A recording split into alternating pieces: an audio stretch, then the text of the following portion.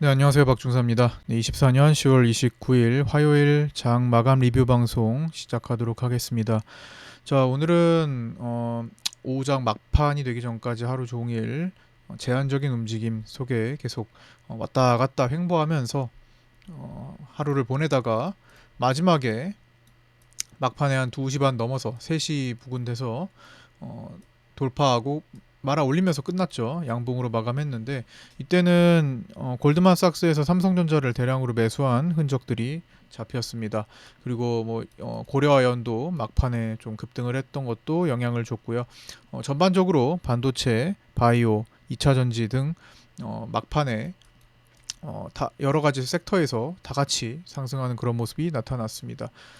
자, 먼저 오늘 장 개장 전 체크 사항부터 하나씩 짚어보도록 하겠습니다. 개장 전 체크 사항이었습니다. 삼성전자의 외국인 연속 매수 여부를 체크해보자 했는데 삼성전자는 외국인이 이틀 연속 매수가 나왔고요. 근데 그 금액은 크지 않았습니다. 어제 14만 주, 오늘 17만 주 정도 매수했을 뿐이고요. 필요한 수백만 주, 500만 주 이상의 대량 매수가 아직은 동반되지는 않았습니다. 삼성전자, SK하이닉스 매동을 체크해야 했고 환율도 체크해야 했는데 SK하이닉스는 삼성전자와 반대로 외국인이 매도하면서 2.91% 하락했고요. 환율은 장중에 떨어졌다가 꼬리 달고 1385원대를 회복했습니다. 미국 국채금리는 10년물이 4.282 에서 시작했는데 이제 저녁 시간대에 조금 더 올라와서 현재 4.3까지도 올라오는 모습인 것 같은데요. 지금 4.294네요. 네, 거의 4.3 근처까지 올라왔습니다. 미국 10월 컨퍼런스 보드 소비자 신뢰지수 발표가 예정되어 있는데요. 98.7에서 이번 전망치는 99.2로 되어 있습니다. 미국 9월 졸트 보고서도 오늘 공개되는데 이전에는 구인이 800만 건이었고요. 전망치는 790만 건으로 뭐 비슷하게 나타날 것으로 보고 있네요. 미국장 종료 후에 실적 발표가 예정되어 있습니다. 알파벳, AMD, 비자 등이 발표되고요. 알파벳과 AMD, 특히 우리나라에는 AMD의 실적이 영향을 많이 미칠 것으로 보고 있습니다. 장중에 체크한 내용이죠. 2019년 2월 이후에 선물 기준으로 월간 월봉의 진폭이 최저인 순간을 보내고 있습니다. 2024년 10월이 이제 다 끝나가는데 하루밖에 안 남았는데 10월 진폭이 5년 전 2월 만큼 상당히 많이 줄어 있습니다. 그래서 10월 동안 계속 횡보를 했다라는 거고요. 이제 횡보 끝에 이렇게 횡보를 계속 반복하다 보면은 수렴 끝에 발산이 다가오는 모습을 이제 보게 되겠죠. 삼성전자가 55,700까지 찍고 돌린 김에 상단을 조금 더 주냐 아니면 지금 현재 이제 남아있는 이번 주의 일정들이 대부분 변동성을 키우는 일정들이기 때문에 이제 그때 뭔가 삐끗하면서 이 지금 지켜왔던 가까스로 지켜왔던 요 라인 반등 추세 라인을 깨버리면서 어, 하단을 8월 5일에 만들었던 하단을 위협하느냐 뭐 일단은 두 가지의 변동성이 이번 주에 나타날 가능성이 일단은 높아 보이는데 이번 주를 무사히 넘긴다면은 힘의 균형이 만들어지면서 넘어갈 수도 있는 거죠. 그렇게 되면은 그 대선 쪽으로 넘어가고 대선 일정이 끝나면 FOMC 그리고 넘어가서 CPI, PPI 미국 CPI, PPI 보고 우리 옵션 만기일 거쳐서 또 엔비디아의 실적 발표 14일에 발표합니다. 이제 그때로 넘어가는 그런 그림이 예상이 됩니다. 어쨌든 수렴의 끝은 발산인데 이제 다가오고 있다 정도로 생각하시면 될 것 같고요. 일단 아래와 같은 일정들을 앞두고 오늘까지 최대한 변동성을 줄이면서 묶어두는 모습이 나오고 있습니다. 뭐 오늘 막판에 올라갔다고 한들 뭐 여기 뭐 돌파가 크게 나온 것도 아니고 그냥 지지를 잘 받은 정도로 보이네요. 계속 같은 구간에서 누구도 총대를 메고 무리해서 포지션을 확대하지는 않고 있습니다. 다만 오늘 막판에 국민의힘과 정부에서 정부는 국회에서 민생 입법 과제 점검 당정 협의회를 열어 금투세 폐지 법안을 발의했다는 소식 등으로 상승 마감했습니다. 이때 삼성전자의 골드만삭스가 211만 주 매수가 들어오기도 했죠. 그래서 삼성전자가 59,600원, 선물은 59,800원까지 상승하면서 이제 6만 원 회복을 앞두고 있는 모습입니다. 아래와 같은 일정은 다음과 같고요. 이번 주에 증시에 영향을 미치는 남은 주요 일정 짚고 가보도록 하겠습니다. 일단 오늘 잠시 후에 9월 졸트 보고서 공개 있고요. 장 마치고 알파벳, AMD, 비자 등의 실적 발표 있습니다. 수목금으로 갈수록 중요도가 점점 커지는데 피크는 이제 목요일로 보면 될 것 같습니다. 수요일에는 독일, 유로존의 3분기 GDP 발표가 있고요. 미국도 3분기 GDP 발표가 예정되어 있습니다. 10월 ADP 민간 고용 보고서 발표가 있고요. 그래서 졸트 보고서와 민간 고용 보고서 그리고 11월 1일에 고용 보고서까지 비농 지표까지 이어지는 고용 데이터가 많이 나오는 날이고 또 목요일에는 PCE 물가지수 발표까지 예정되어 있어서 이번 주는 물가, 고용, 그다음에 실적 이 3박자가 고루 집중되는 그런 한 주가 되는 일정이 되죠. 그다음에 수요일 미국장이 끝나면 장후에 마이크로소프트와 메타의 실적 발표가 예정되어 있습니다. 이때도 마이크로소프트가 다소 우리 증시에 더 중요하게 영향을 미칠 거로 보이고요. 목요일에는 우리 위클리 옵션 만기일인데 삼성전자 실적 발표 확정치가 아침에 발표가 됩니다. 그 다음에 에코프로 실적 발표 있고요. 중국의 10월 MBS 제조업, 비제조업 PMI 발표가 있습니다. 그 다음에 우리나라 9월 산업생산, 소매 판매 발표도 예정되어 있고요. 12시에는 BOJ 통화정책회의도 예정되어 있습니다. 변동성 요소가 너무 많네요. 그 다음에 밤에는 10월 유로존, CPI, 그다음 아까 말씀드렸던 PC 물가지수 발표, 신규 실업수당 청구 건수, 그다음에 장 마치고는 애플과 아마존의 실적 발표가 있고요. 애플이 우리 증시에 더 영향을 많이 미칠 것으로 보입니다. 그래서 목요일에서 금요일로 넘어가는 요 시기, 목요일 금요일이 변동성 요인의 절정에 이를 것으로 보고 있습니다. 11월 1일 금요일에는 한국 10월 수출 동향, 그다음에 에코프로 BM 등 실적 발표가 있고요. 미국 고용 보고서, 비농 지표 발표가 있고 ISM 제조업 PMI 발표까지 이어지는 한 주 됩니다. 자, 차트 잠깐 체크해 볼게요. 오늘까지도 아까 전에 말씀드렸던 일봉으로서 요 8월 5일부터 연결되는 이 지지 라인을 잘 지키고 있습니다. 외국인이 요 하단을 장악하지 않았기 때문에 저는 앞으로 전개될 흐름이 요 8월 5일의 저점을 한 번쯤은 깨는 흐름이 나올 가능성이 충분히 높다고 생각하고요.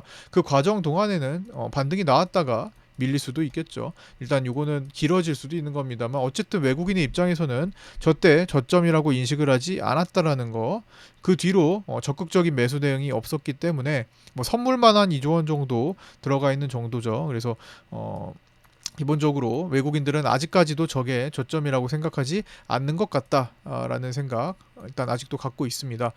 그래서 계속 지지만 받고 있고 뭐 비슷해요. 10월 내내 같은 자리를 맴돌고 있죠. 이제는 변동성이 발현될 가능성이 이제 아주 높아지고 있고 변동성 지수 또한 오늘 좀 내려오긴 했지만 여전히 20포인트 위에서 머무는 높은 변동성 지수를 보이고 있습니다. 분봉도 오늘 지지를 받는 모습이 나타났죠. 어떤 지지를 받았나 보니까 지금 단기적으로 반등을 하고 있는 추세대, 그 다음에 여기서부터 또 가깝게 연결된 추세대를 계속 지지받고 저점을 높이면서 우상향을 준비를 살짝 하는 그런 모습도 나타내고 있죠. 3개월 정도는 하락 추세에 머물러 있지만 아주 가깝게는 반등을 시도하는 과정이 생기고 있습니다. 그래서 일단 추세를 요 밑에 저점 라인을 지킨다면 상단부를 한번 도전해 줄 수 있는 그런 일들이 나올 수 있을 텐데 기준은 제가 계속 말씀드려왔듯 여기 갭 있죠. 기준 갭과 9월 30일의 기준 음봉의 절반이 만나는 요 자리를 일단 돌파해서 안착하는 모습이 나와야 이제 비로소 조금 여기 지지에서 아슬아슬하게 가까스로 지켰던 자리에서 조금 벗어나겠구나 이렇게 생각을 할 수 있다고 말씀을 드려왔습니다. 너무 붙어 있으면 좀 불안해요.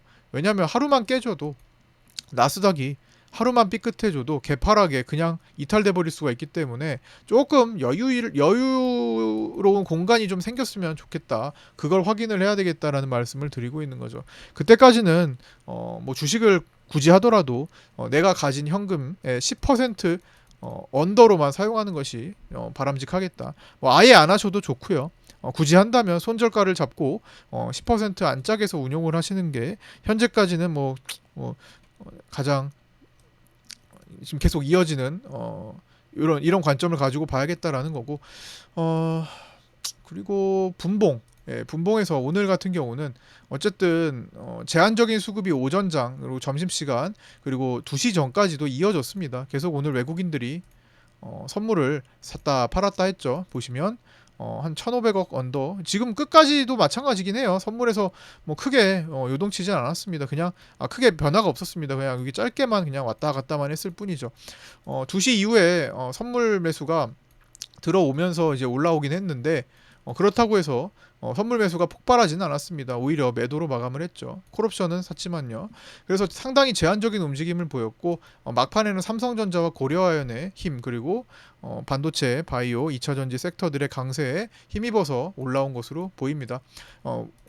선물 옵션 수급은 제한적이었다라고 볼 수 있고요. 그러면서 제가 오늘 장전에 파생반에 올려드렸던 지지 라인이었던 346포인트 전에서 346포인트보다 한 3틱, 3틱 아래에서 지지를 받고 다중바닥을 형성해서 올라왔었죠. 예. 그래서 지지 라인이 오늘 유효했고요.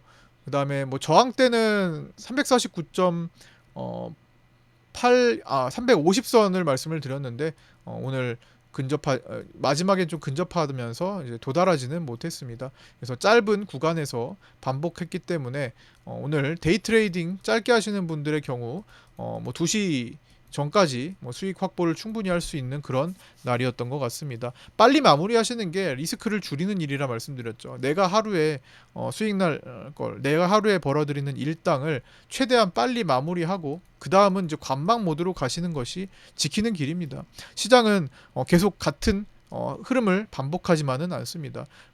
횡보를 한다면 박스를 만든다면 언젠가는 박스를 깨는 흐름이 나오는 거고요. 그렇죠? 밑으로 깨든 위로 깨든. 그래서 내가 어떤 관점을 가지고 매매를 했다면 그 관점이 바뀌기 전에 이게 리스크 요인이니까 바뀌기 전에 마무리를 짓고 하루를 정리하시는 것이 낫겠고요. 만약에 변동성이 터질 때를 이용해서 풀어간다면 일단 대응이 필요하겠죠. 뭐 커트를 하고 스위칭을 한다든가. 그렇죠?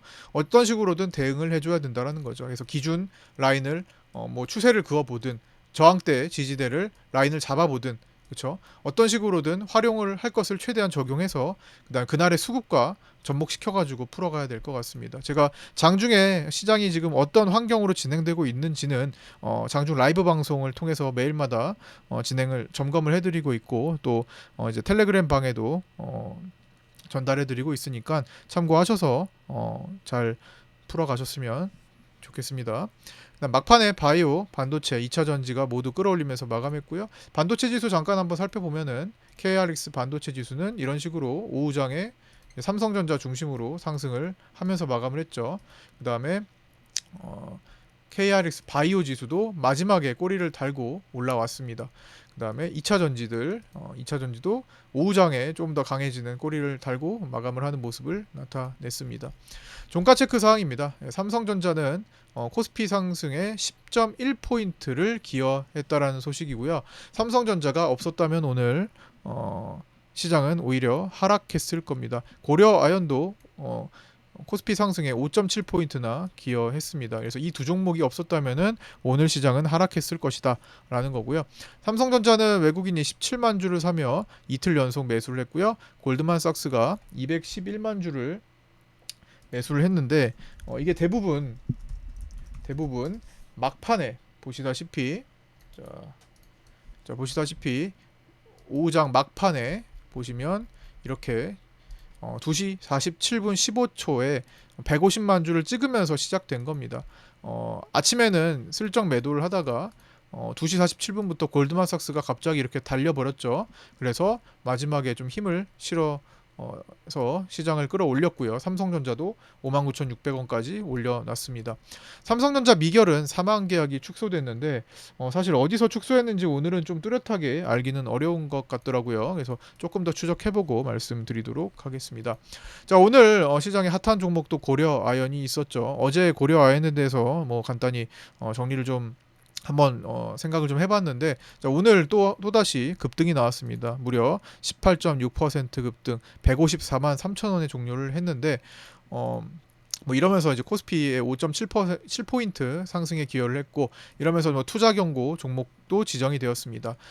개인의 누적 선물 매도가 어제 1,500억 정도 있었다 말씀을 드렸는데, 오늘 222억이 신규 매도로서 추가가 되면서 1,700억 을 돌파했습니다. 그래서 현재는 개인들이 선물 매도가 많이 쌓여 있는 상태다. 그래서 이거를 털어내야 되는데, 제 생각에는 뭐 지금 털려면은 여기서 더 올라가도 털리겠죠. 근데 이미 너무 많이 올라가서 사실상 내일이면은 사실 털릴 물량이 너무 많은 것 같아요. 이거 뭐 반대 매매 안 되고 뻐길 수가 없는 수준으로 지금 올라오니까, 아무리 증거금을 많이 보유하고 있다고 하더라도 선물은 레버리지 효과가 너무 크고, 또 매도는 이 손실이 너무 크게 확장되잖아요. 매도의 수익은 제한적입니다.